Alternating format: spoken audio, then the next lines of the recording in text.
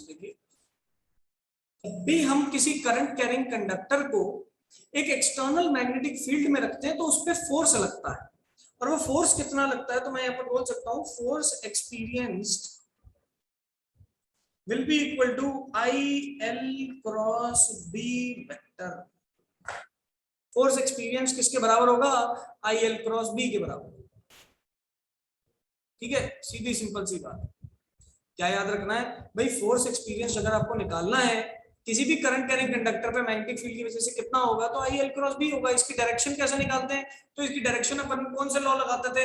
Left hand rule लगाते थे Fleming का, जिसमें अपन इंडेक्स फिंगर को शो करते थे मैग्नेटिक फील्ड, ठीक है, middle finger shows the direction of current and the thumb shows the direction of force experience. तो हमने ये तीनों चीजों यहाँ पर लगाया। हम यहाँ पर यही करते हैं। देखिए दो वायर्स दिख रही हैं आपको, एक दिख रही है AB, एक दिख रही है CD, ठीक है।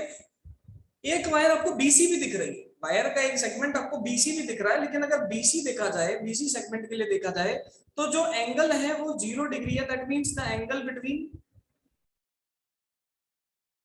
Magnetic field and L vector.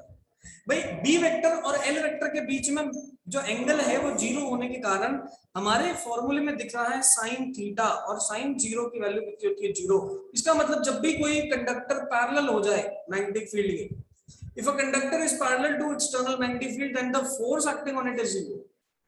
अगर कोई कंडक्टर मैग्नेटिक फील्ड के पैरेलल हो जाए तो हम बोलेंगे उस पर लगने वाला फोर्स कितना होगा? तो 0। ठीक है, उस पर लगने वाला फोर्स कितना होगा? तो 0 होगा।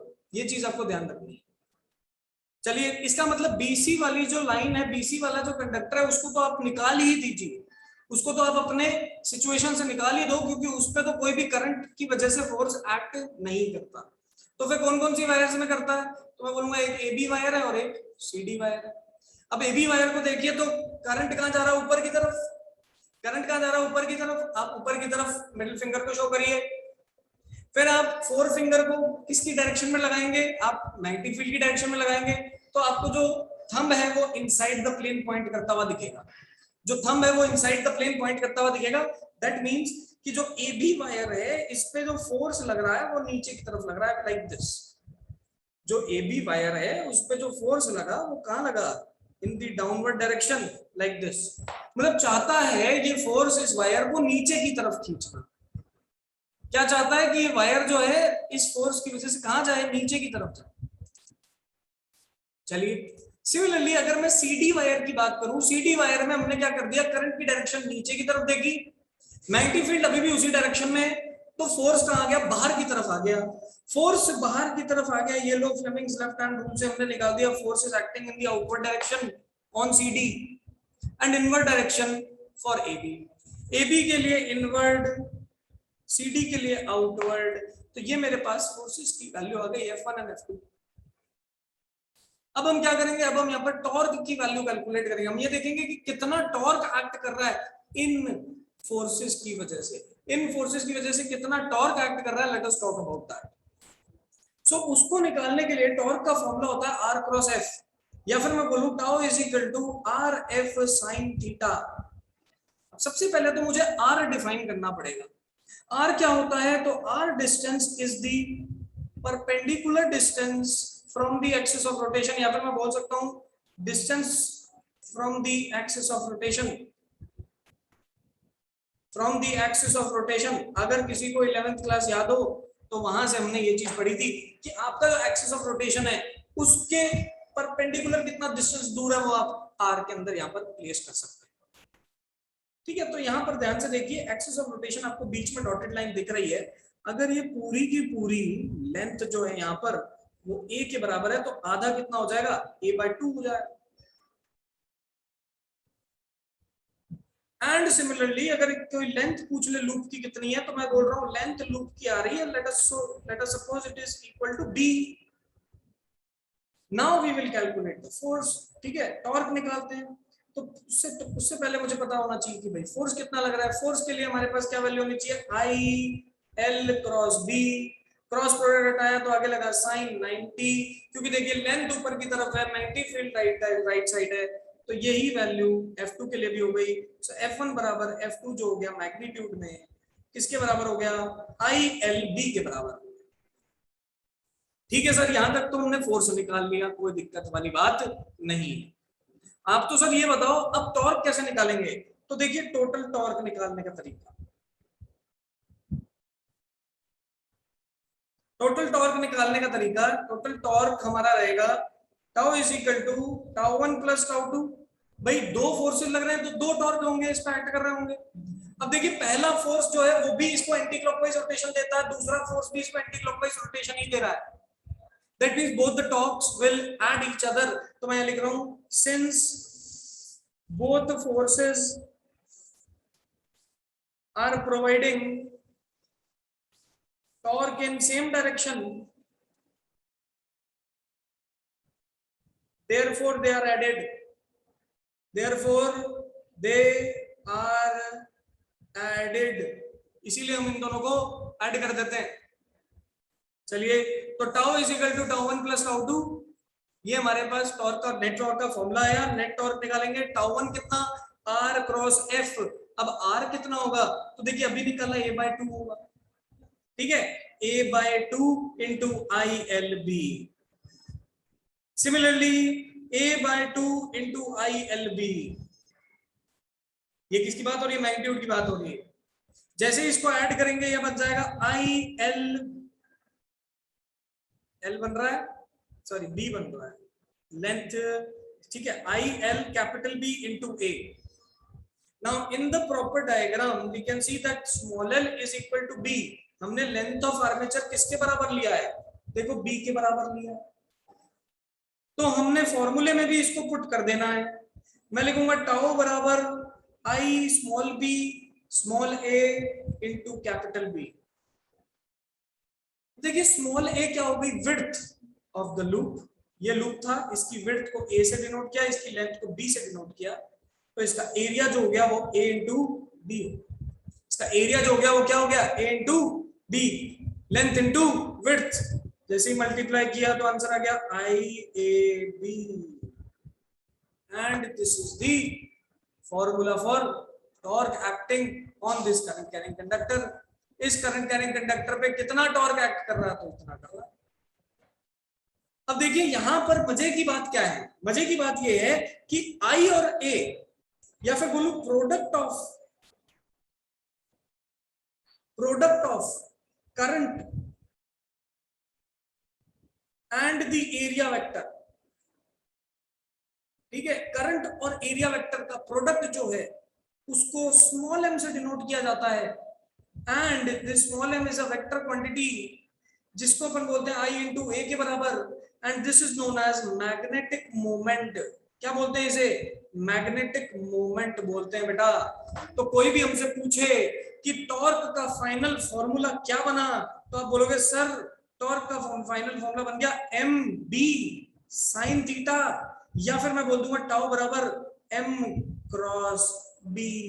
And this is the formula for torque on a current carrying loop. एक लूप पे कितना करंट कितना टॉर्क एक्ट करता है ड्यू टू करंट, वो अपन कैसे निकालते हैं, m क्रॉस b से निकालते हैं। बहुत ही बेहतरीन ये मतलब अपन इसको एक रिजल्ट बोल सकते हैं हमारे लिए।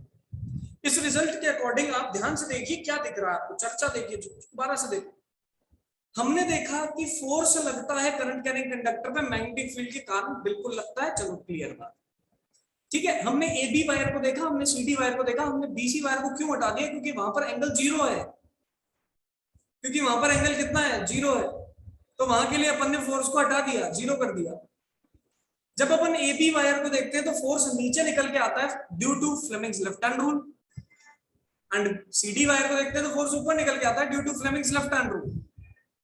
एंड दोनों से ही अगर ध्यान से देखा जाए तो यहाँ पर एंटी क्लॉकवाइज रोटेशन, दोनों ही फोर्सेस से कैसा रोटेशन देखने को मिल रहा है, एंटी क्लॉकवाइज रोटेशन देखने को मिल रहा है।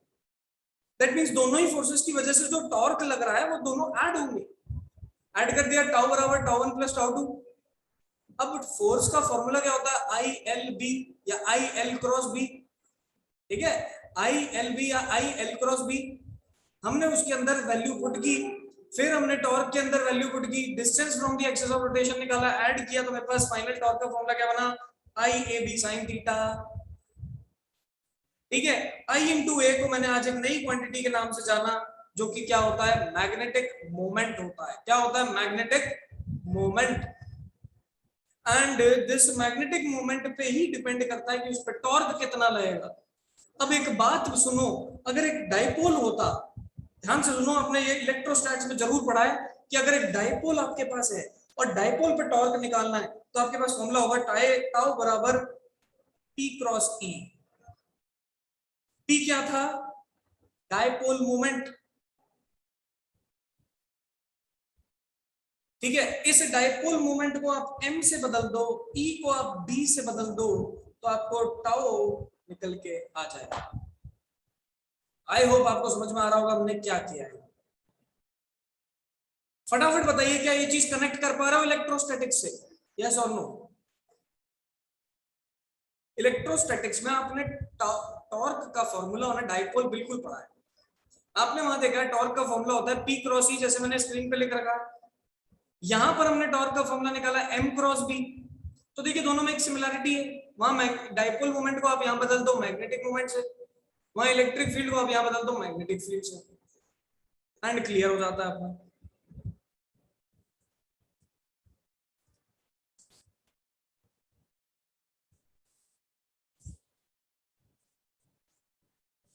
यस बताइए बेटा सभी।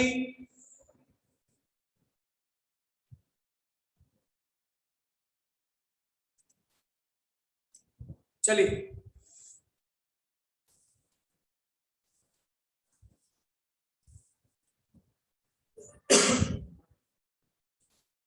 तो नाउ ये तो मैं समझ में आ गया कि मैग्नेटिक मोमेंट क्या है, कैसे टॉर्क का फॉर्मूला निकालना है, ये सब चीज बात हम कर चुके हैं।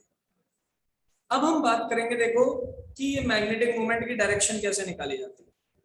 Now we will talk about कि how to determine the direction of magnetic moment. ठीक है, मैग्नेटिक मोमेंट की डायरेक्शन को कैसे निकालें। Now for example there is a loop like this.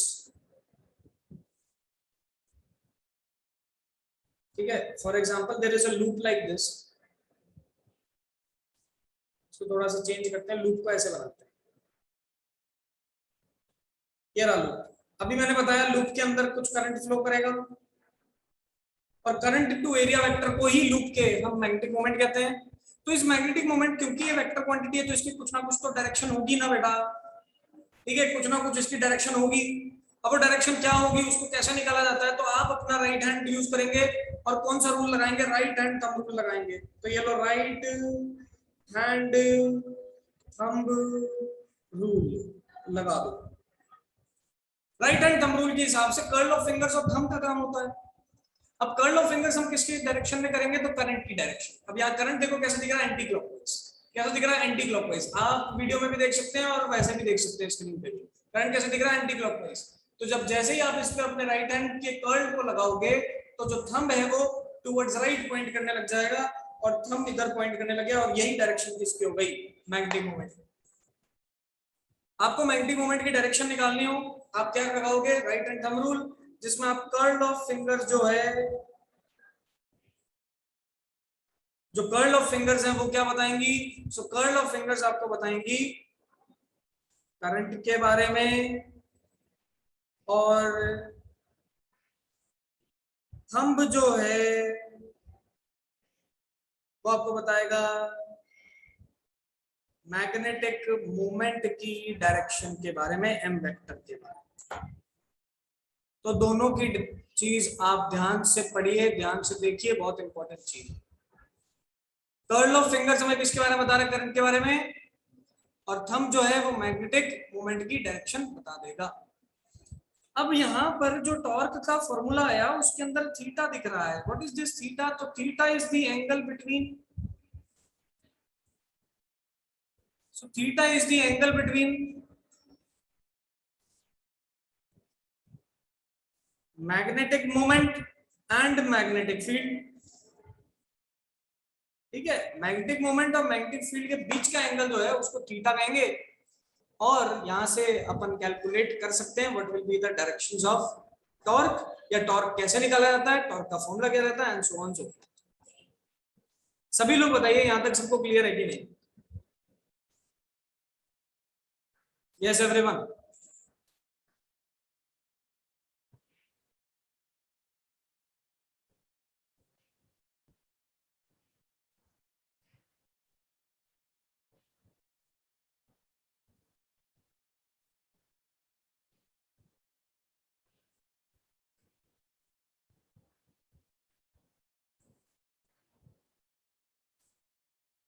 Yes everyone fast. देखिए किसी के दिमाग में ये चीज आई होगी कि सर चलो ठीक है, आप कहते हो मैग्नेटिक फील्ड जनरेट होती है करंट के कारण होती है, लेकिन कुछ ऐसे संसार में ऑब्जेक्ट भी होते हैं जिनके कारण मैग्नेटिक फील्ड आपको मिलती है, जैसे मैग्नेट। वो मैग्नेट का काम क्या है? अपने आसपास मैग्नेटिक फील्ड बना के रखना। ठीक है, तो आप यहाँ पर ध्यान से देखिए, आपने ये सब चीज देखी होगी। आपने इसकी भी बात की है कि भाई किस तरीके से मैग्नेटिक फील्ड की बात होती है, मैग्नेटिक फील्ड करंट की वजह से कैसे बनता है, क्या डायरेक्शन रहती है, क्या वैल्यू रहती है, Biot Savart law, ampere second law, ये सब देख चुके हैं अपन। लेकिन किसी के दिमाग में ये सवाल आया कि सर मैग्नेट जो होते हैं वो मैग्नेट के अंदर ऐसा क्या हो रहा है जिसके अंदर से उस मैग्नेट के आसपास मैग्नेटिक फील्ड है। तो आज हम उसी की बात करेंगे कि मटेरियल्स के अंदर मैग्नेटिज्म कैसे आता है। ठीक है, उसका रीजन क्या रहता है। तो उसका जो टॉपिक बनेगा, that topic will be magnetic moment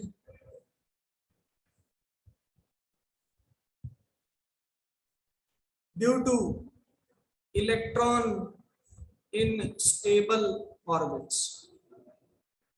ठीक है, स्टेबल ऑर्बिट्स में जो इलेक्ट्रॉन है, जब उनकी बात की जाए तो उनका भी कुछ ना कुछ मैग्नेटिक मोमेंट होता है।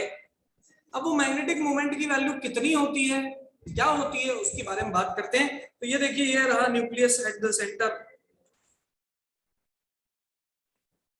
ये न्यूक्लियस के आसपास हमने बना दिया, ये रहा circle like this is the orbit and there is one electron in this orbit like this, yellow electron। ठीक है, अब ये लो यहां से ये ऐसे भेजा हमने, ये इलेक्ट्रॉन को रिवॉल्व करते हुए देख पा रहे हैं अपन सभी लोग। मैंने बोला कि इलेक्ट्रॉन जब घूम रहा है तो दैट मींस वो अपने कुछ ना कुछ मोशन में है। इलेक्ट्रॉन जब घूम रहा है तो कुछ मोशन में है, और मोशन में आने की वजह से इलेक्ट्रॉन के पास क्या होता है, तो मोशन में आने की वजह से इलेक्ट्रॉन के पास मैग्नेटिक फील्ड आएगी, करंट आएगा। भाई चार्ज अगर मोशन में है तो वहां पर करंट है, और जहां करंट है वहां मैग्नेटिक फील्ड है। अभी पढ़ते हुए तो आए ये चीज, सबसे पहले किसने बताया था? ओयरस्टेड ने बताया था। तो इलेक्ट्रॉन जब अपने ऑर्बिट में घूम रहा है दैट मींस वो करंट को शो कर रहा है, एंड जहां करंट है वहां मैग्नेटिक फील्ड तो है ही। तो हम यही चीज करते हैं, हम सबसे पहले क्या करेंगे, सबसे पहले हम निकालेंगे ऑर्बिटल टाइम निकालेंगे इसका। देखिए मैं निकालता हूं, यहां से यहां तक देख लेता हूं कि इसका ऑर्बिट का जो रेडियस है वो r है। नाउ यहां पर लिख देता हूं, if the orbital radius is r23। ठीक है, अगर ऑर्बिटल रेडियस कितना है, r के बराबर, कैपिटल R के बराबर है ऑर्बिटल रेडियस। ठीक है, कैपिटल R के बराबर हमारे पास अगर ऑर्बिटल रेडियस है, तो ध्यान से देखिए इसका total distance in one revolution कितना हो जाएगा, तो इसके सर्कमफेरेंस के बराबर हो जाएगा। मैं बोल सकता हूं distance travelled in one revolution.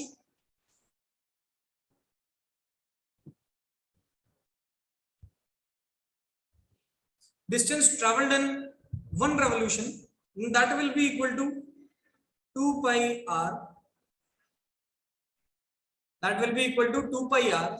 ठीक है, सीधी सिंपल सी बात, एक रेवोल्यूशन में इसने कितना डिस्टेंस ट्रैवल किया, तो 2 pi r डिस्टेंस ट्रैवल किया।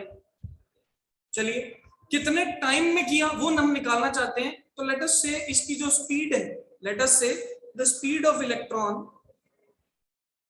Is v। मान लेते हैं कि इलेक्ट्रॉन की स्पीड कितनी है, v है, तो टाइम क्या होगा, डिस्टेंस अपॉन स्पीड, या पे बोल सकते हैं 2 pi r by v। ये तो टाइम आ गया कि कितने टाइम में ये एक चक्कर कंप्लीट करता है। ऑर्बिटल टाइम निकाल लिया, डिस्टेंस अपॉन स्पीड का। अब क्या निकालना चाहता हूं मैं, करंट की वैल्यू निकालना चाहता हूं। तो current due to electron, due to revolving electron, and that will be equal to I is equal to Q by T, charge per unit time। so what is charge, electron का E, time कितना, तो 2 pi r by v। so यहां से मेरे पास क्या मिला, ev by 2 pi r। ये क्या मिला, करंट की वैल्यू मिली। किसकी वैल्यू, करंट की वैल्यू, किसकी वजह से, ड्यू टू रिवॉल्विंग इलेक्ट्रॉन की वजह से। तो करंट की value due to revolving electron कितनी है, निकाल ली। अब क्या करेंगे, इलेक्ट्रॉन की वजह से करंट निकल गया, मैग्नेटिक मोमेंट का फॉर्मूला अभी अभी देखा था थोड़ी देर पहले, तो यहां लिखता हूं magnetic moment will be equal to m is equal to I into A. या मैग्नेटिक मोमेंट निकालने के लिए हमने करंट को एरिया से मल्टीप्लाई करना है, तो ये लो EV बाय 2πr, इसको लूप के एरिया से या फिर पाई आर स्क्वायर से मल्टीप्लाई कर दो। ये पाई से पाई गया, ये r से r गया, और मैग्नेटिक मोमेंट की वैल्यू आ गई EVR बाय 2। क्या आ गई? EVR by 2। जब भी हम मैग्नेटिक मोमेंट इलेक्ट्रॉन के लिए निकालते हैं तो हम उसकी वैल्यू को म्यू से डिनोट करते हैं। इससे म्यू से, तो हमने म्यू से डिनोट कर दिया, और ये मेरे पास मैग्नेटिक मोमेंट ऑफ इलेक्ट्रॉन निकालने का फॉर्मूला आ गया।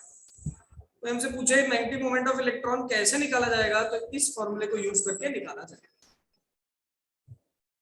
अब देखिए हम क्या करते हैं, हम यहाँ पर रुकेंगे नहीं, हम अब और चीज करें। देखिए ध्यान से, हम बोलेंगे इसको मल्टीप्लाई करो मास से, डिवाइड करो मास से, तो mu is equal to EVR into m by 2m। Multiply किया मास से, डिवाइड किया मास से। नेक्स्ट लाइन में हम ले सकते हैं E बाय 2m, ठीक है, E by 2m into MVR, ठीक है। ध्यान से देखिए, E जो है वो इलेक्ट्रॉन है, तो इलेक्ट्रॉन का चार्ज तो नेगेटिव होता है, तो हम एक नेगेटिव साइन इंट्रोड्यूस कर देते हैं, ठीक है। नेगेटिव साइन इंट्रोड्यूस किया तो म्यू की वैल्यू बनी -E by 2m। MVR can be written as angular momentum. So the formula for angular momentum आपने 11th क्लास में पढ़ा होगा, और अगर नहीं भी पढ़ा है तो आज याद रख लो। एंगुलर मोमेंटम का फॉर्मूला क्या होता है? MVR होता है। So MVR is equal to L। Linear momentum क्या होता था? तो मास इनटू वेलोसिटी होता था। R का मल्टीप्लिकेशन और कर दोगे तो एंगुलर मोमेंटम आ जाएगा, ये लो L आ गया। देखिए मैग्नेटिक मोमेंट भी एक वेक्टर क्वांटिटी, एंगुलर मोमेंटम भी एक वेक्टर क्वांटिटी, एंड ये मेरे पास एंगुलर मोमेंटम और मैग्नेटिक मोमेंट के बीच में रिलेशन निकल के आ जाता है। किस किसके बीच में? Magnetic moment and angular momentum के बीच में। तो यहां पर एरो करके अपन लिख सकते हैं relationship between angular momentum and magnetic moment। relationship between angular momentum and magnetic moment। बहुत ही बेहतरीन चीज, बहुत ही आसान चीज, कोई भी दिक्कत वाली बात इसमें नहीं।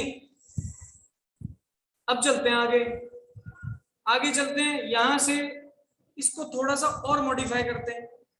अब देखिए एक बार जेई में क्या सवाल पूछा गया था, जेई में नहीं, नीट का क्वेश्चन है। इसी रिलेशन को 4 ऑप्शन दे रखे थे, पूछा था मैग्नेटिक मोमेंट का कौन सा ऑप्शन सही है। तो क्वेश्चन कुछ इस तरीके से, ध्यान से देखो, उन्होंने कुछ नहीं किया, उन्होंने यहाँ क्रॉस मल्टीप्लीकेशन किया।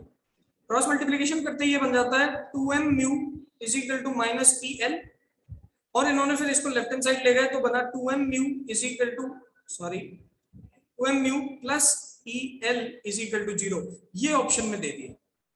मतलब उन्होंने डायरेक्टली आपसे नहीं पूछा, उन्होंने इसको क्रॉस मल्टीप्लाई करके इक्वेशन बना के फिर आपको ऑप्शन में दे दिया, और पूछा कौन सा ऑप्शन सही है।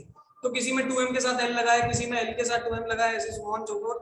4 ऑप्शन बने हुए थे, एक ऑप्शन ही करेक्ट था। अगर किसी को ये फॉर्मूला पता है तो डायरेक्टली निकाल सकता है। ऐसे ऐसे क्वेश्चन आते हैं। चलिए अब ध्यान से देखिए, एक और चीज देखते हैं यहाँ पर। वो चीज ये है कि अगर मैं मैग्नेटिक मोमेंट को L से डिवाइड कर दूं, if I divide the magnetic moment with angular momentum, this is known as gyromagnetic ratio. This is known as gyromagnetic ratio. इसको क्या कहते हैं? तो इसको कहते हैं gyromagnetic ratio. And this gyromagnetic ratio, इसकी वैल्यू किसके बराबर आ रही है? E बाय 2m के। इसके बराबर आ रही है E बाय 2m के। E भी कांस्टेंट, 2 भी कांस्टेंट, m भी कांस्टेंट। E की वैल्यू है 1.6 into 10 power -19 divided by 2 into mass है 9.1 इंटू 10 पावर -31।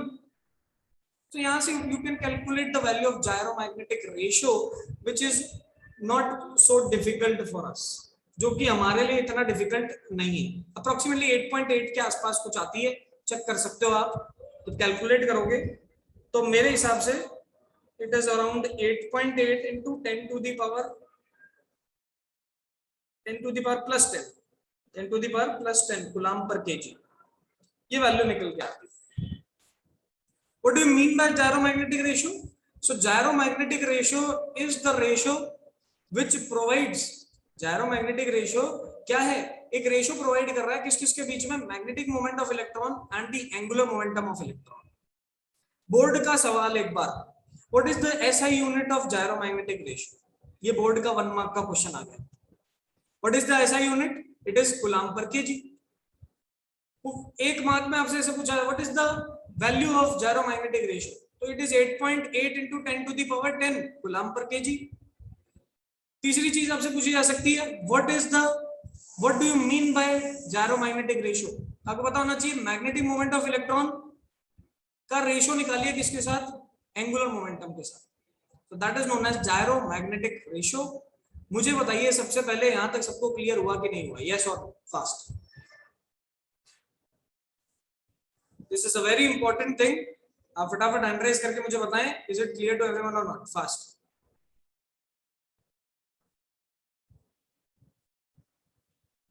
अब एक छोटी सी चीज और है, फिर इस टॉपिक को खत्म करते हैं। क्लास अगर बंद हो जाए तो एक बार रिकनेक्ट कर लेना, टॉपिक अगर खत्म नहीं हो और क्लास बंद हो जाए तो रिकनेक्ट कर लेना।